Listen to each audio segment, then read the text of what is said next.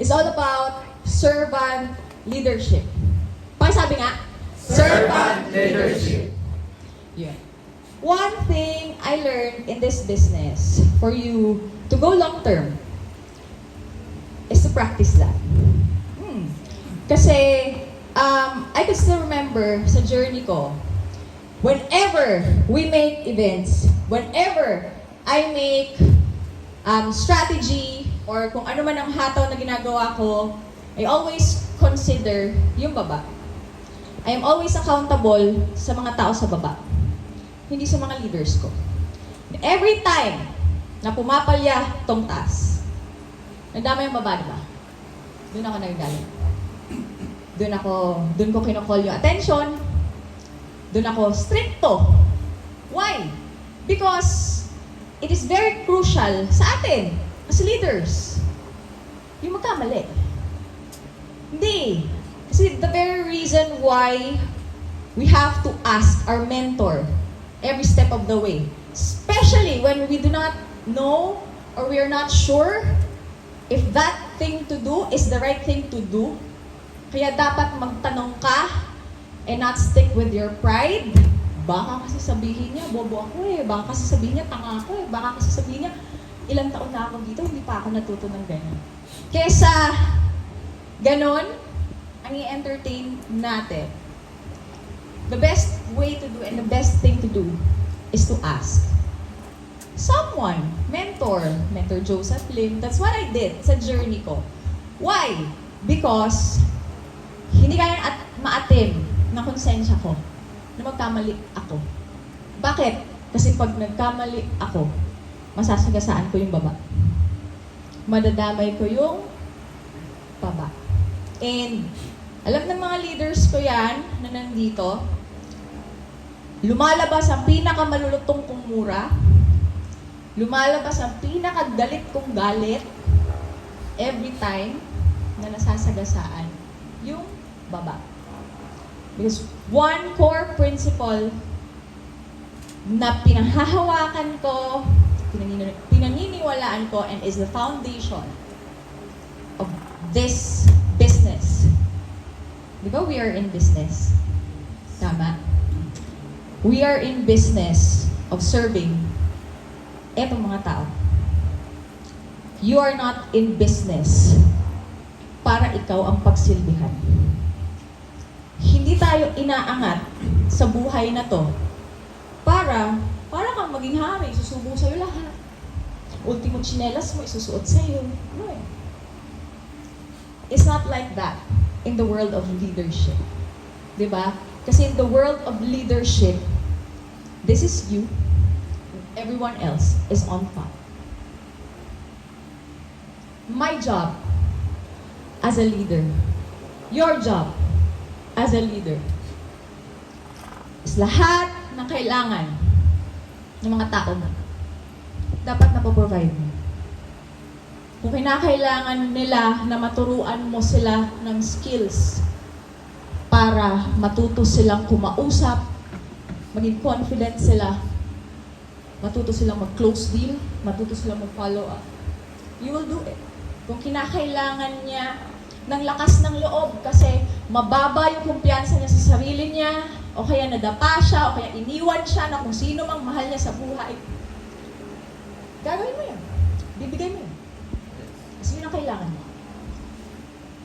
Whatever kailangan ng mga tao natin, binibigay natin. And that is what I mean by servant leadership. Now, na-trace ko kasi ako pinag-aralan ko talaga. Bakit kaya merong mga millionaire circle members na kumataw naman yan eh. Pero bakit nung nag-MC, kung kailan inangat, saka lumaga pa?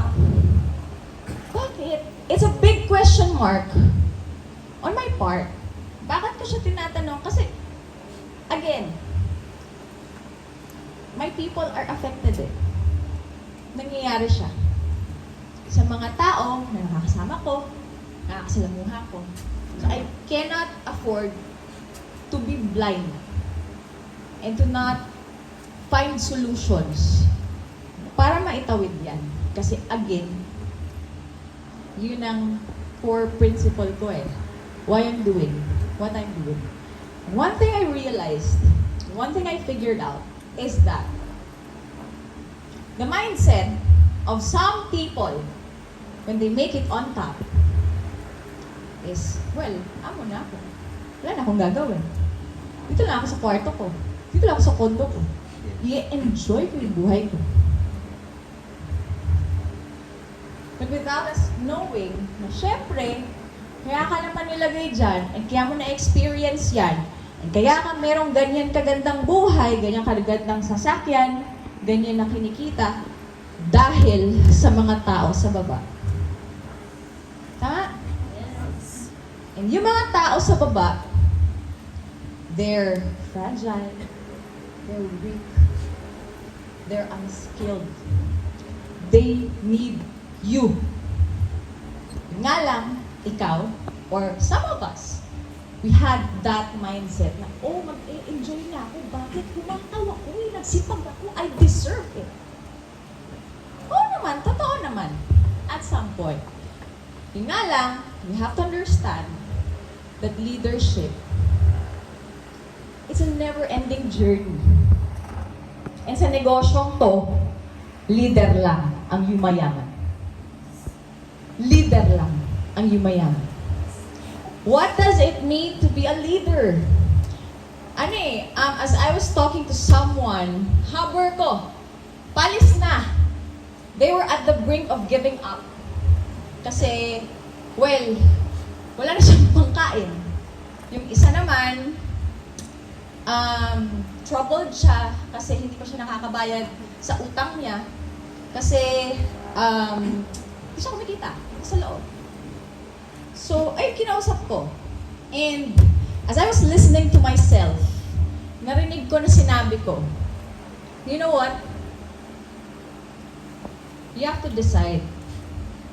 Now, kasi, yung isa doon, nagkaroon siya ng pay-in, paalis na sana siya.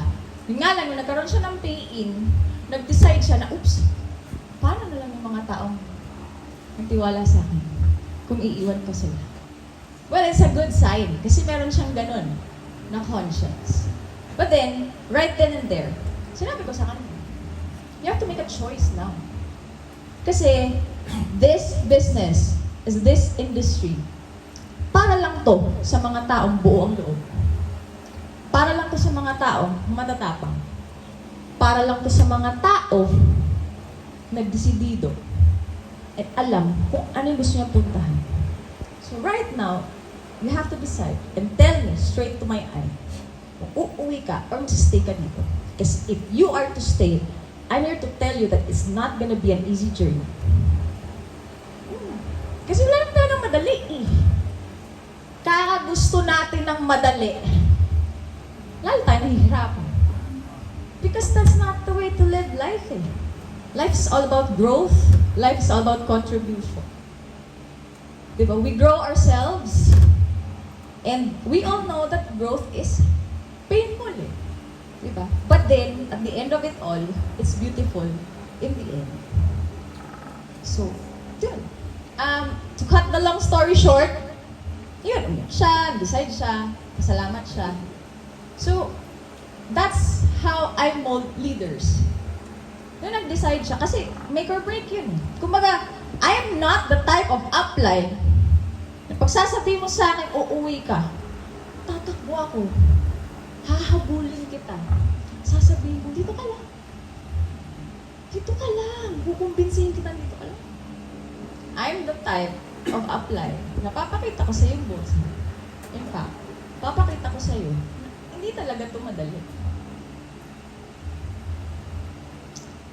And you know what? Because of that scenario, doon ko sinimulang silipin yung hub na yun. That palace. That palace, I'm so proud. Kasi ang ganda ng sistema. Mataas ang sales. Ang sales ng hub na yun, well, in a week, there's 1.1 million eh. Ganun na sales.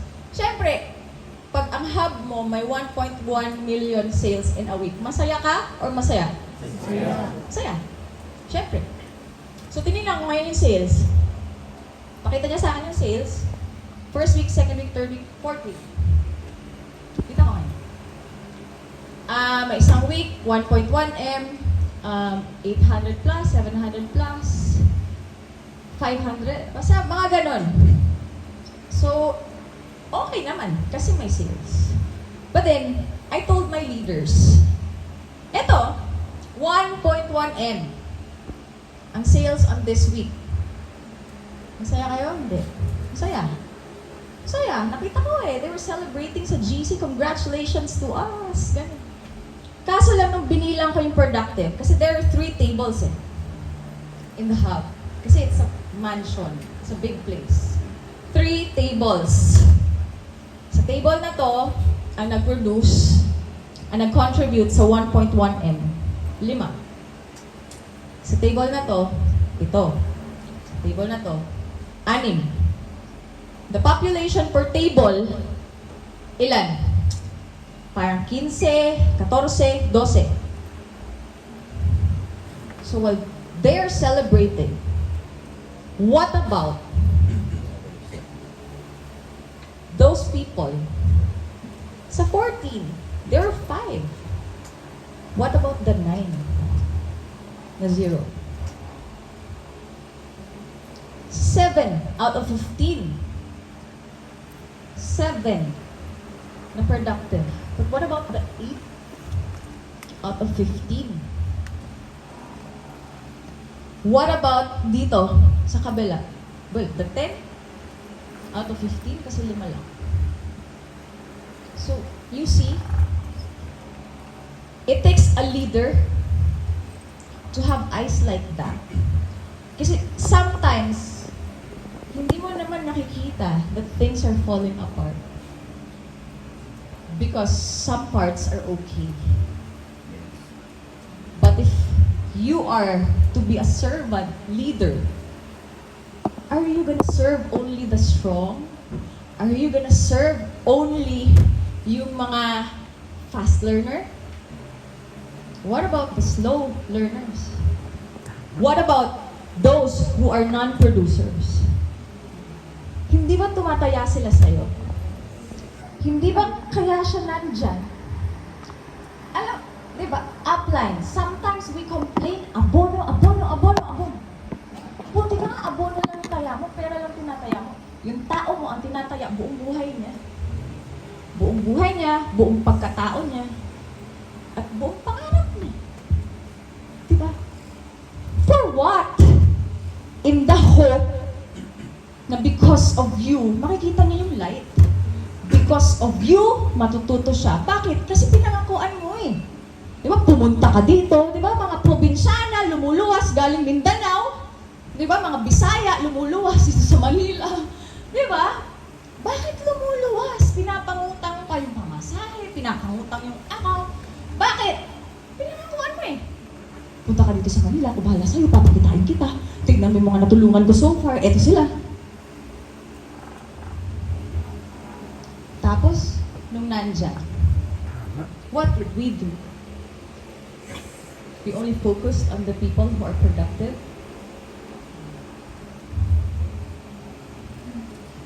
And yun ang isang nakita ko. Kasi, second thing that I want you to bring home as you go out of this room is the word standard. Pakisabi po, standard. My standard sa mga taong napapadikit sa akin. I always believe that the minimum wage of this business is 100,000 per month. That is my minimum wage sa negosyo nito. So every time I would see people who are not earning that much, hindi ako napapalagay. It's like para ako inuusig. Lalo na pag nakakita ako ng 0. Kasi, pag may 0, ano next na mangyayari? Pag wala siyang kita, wala siyang pambayad. Sino mag-abon? But not just that, bakit siya 0?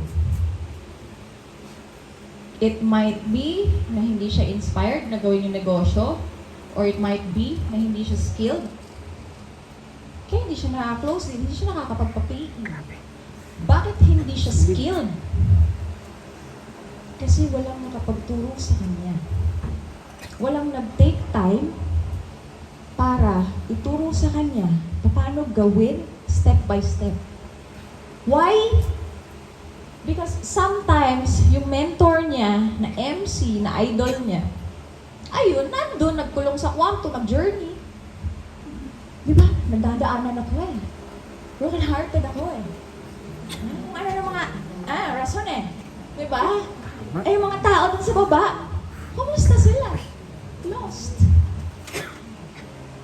And then, one morning, you realize your business is on the rocks. And you cry, you become emotional. But then, sino bang hindi gumawa ng trabaho niya in the first place? Ano ba trabaho mo? Ang trabaho mo, tulungan mo yung tao sa baba. Yun ang pinakatrabaho natin as servant leaders. Because that's who we are. You are paid according to the quality of service and help you deliver. Not to your upline,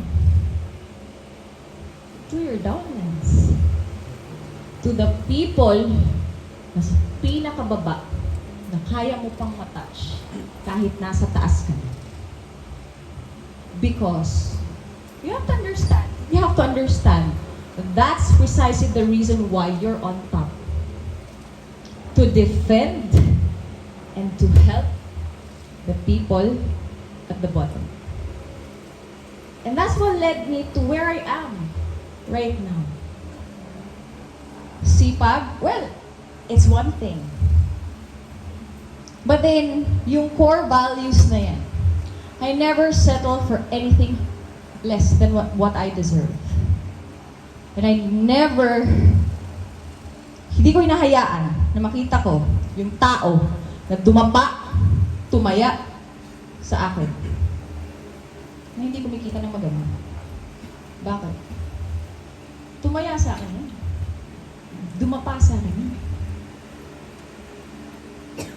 My income will never define my true worth as a leader. Paano ako bilang leader, bilang servant sa mga tao sa baba ko?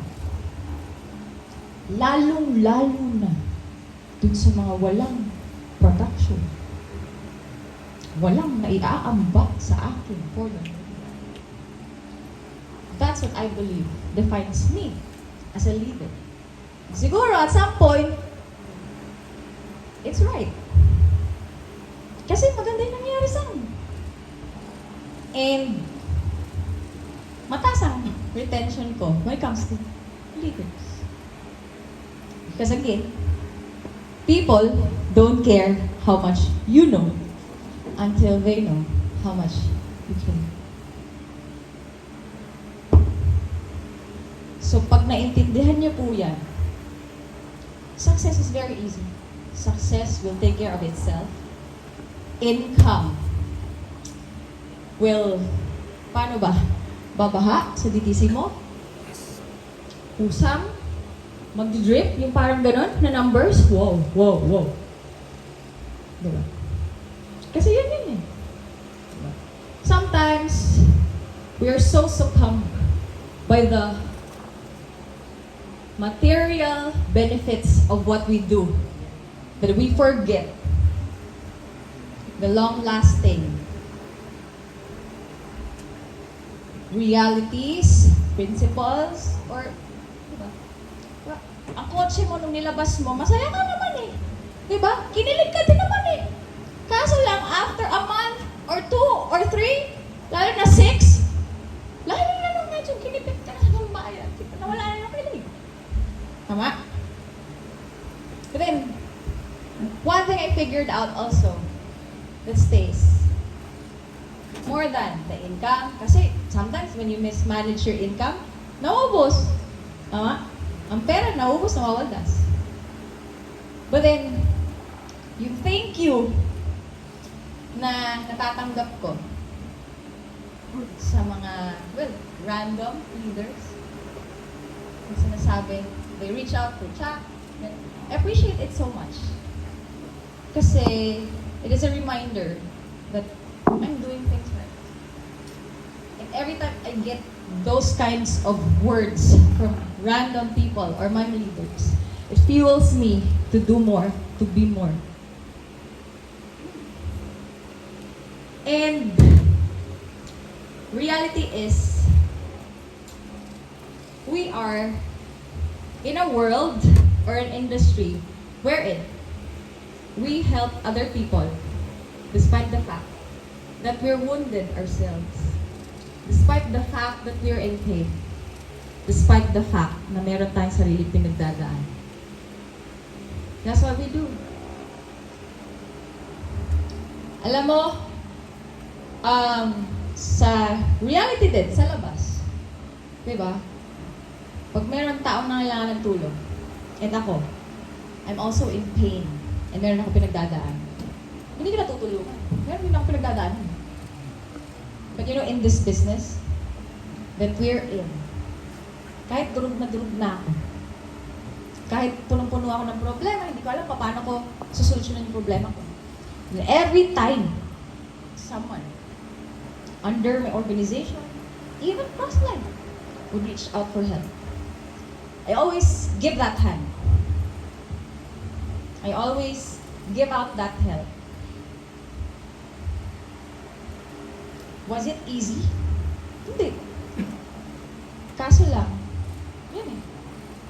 Hindi ko kaya na dahil lang sa nararamdaman ko at pinagdadaanan ko, hindi ko siya tutulungan. Kasi kaya ko naman yung sarili ko. Pero hindi ko sure kung kakayanin niya. The moment, hindi ko siya tinulungan. Kasi siya, nagsisimula pa lang. Siya, marami pa siyang mga confusions. And kaya, as a leader, one of my motto, araw-araw, however I feel, I get up, dress up, and show up. To the point na hindi na nararamdaman ng leaders ko kung talaga bang masaya ako, kung nalulungkot ba ako, may pinagdadaanan ba ako, problema ba ako, wala. Because, they're not part of it. Kumbaga, have to protect them. That's my role as a leader. Now, if you embody that, embrace that, malaya talaga mararating. Because your people will stick with you till the end. And tandaan mo, lahat ng magaling, saan nag-umpisa? Every expert was once a beginner. Every pro was once an amateur. Nobody stays an amateur forever. Nobody stays a beginner forever. They grow wings, they fly. The thing is, kung ikaw, yung kasama niya, nandyan sa kanya, through it all, what kind of empire ang kaya mo mabuild? What kind of leaders kaya mo mabuild? Even at your back, they will fight for you till the end. They will fight for that cause till the end. Kahit ubos na yung pera nila, they will fight for that cause till the end. Why? Because you are not binded by just plain business, money, or anything material. And once you attach your business to that, it is going to be a very stable business. The foundation of business mo is so solid na regardless of how high, how big, how huge you dream for your community, kayang-kayang i-sustain ang foundation na yan. And para sa akin, that's the secret. Hindi naman yung baliwan. hindi yung income. Kasi every one of us here, na-prove na natin yan. Income is fleeting. Pag nagsipag ka, tataas income mo. Pag hindi ka nagsipag, di ba, baba income mo. Real. But then, eventually, di ba, pag tuloy-tuloy ka nag-build ng leaders, as you grow leaders in your organization, that's when your business becomes more stable. Diba? So, kaya tayo nagpapaakyat ng hovers, kaya tayo nagpapakapal sa hubs, kaya tayo may mga ganun ng mga welcoming, kaya may mga ganun ng mga pagtatagpo. Because we want them to feel at home. We want them to feel the love na hindi nila naranasan sa labas. Tayo magbibigay nun, tayo magpaparamdam nun. Kasi imagine pag naramdaman nila yon. Hindi mo kailangan ng tao bigyan mo ng pera eh. Ang kailangan ng tao, alam niya that no matter what happens, you are gonna stay. At pag nalaman ng tao na yan, and approve niya that you're there to stay, kaya niyang abutin kahit yung pinakamalayong pangarap. Kaya niya i-materialize yung pinakamalaking pangarap. And that's the kind of culture we want to breathe inside Project High. That's the kind of leaders we want to duplicate inside Project High. The 10,000 hardcore and passionate network marketers, it will spring from that culture, that core value. Na tayo, habang yumayaman, mas lalo tayo nagsisipag. Mas lalo tayong nag-reach out sa baba. Mas lalo tayong tumutulong sa baba. Kasi sa bawat patak ng income at sa bawat encashment na ina-encash mo sa BTC mo, it is a reminder of the responsibility and the work that you need to do. And until you do that work consistently. That's the only way na aangat ka ng aangat. Because, diba? We are designed to move. Pag hindi mo gagawin yan, that's the start of your downfall. So, pag tinanggap mo yan, na pag-leader ka, it's a never-ending responsibility, it's a never-ending series of hustle, actions, game planning, troubleshooting, solution providing, lahat. It's a never-ending series of events, action, plan, and all. Then, that's the time your life will skyrocket. That's the time na makukuha mo lahat. And that's the time magugulat ka na lang. Lahat ng pangarap mo ihuhulog dyan sa harap mo. Because that's what you deserve. Thank you so much. And bumabalik ko na kay Mentor John!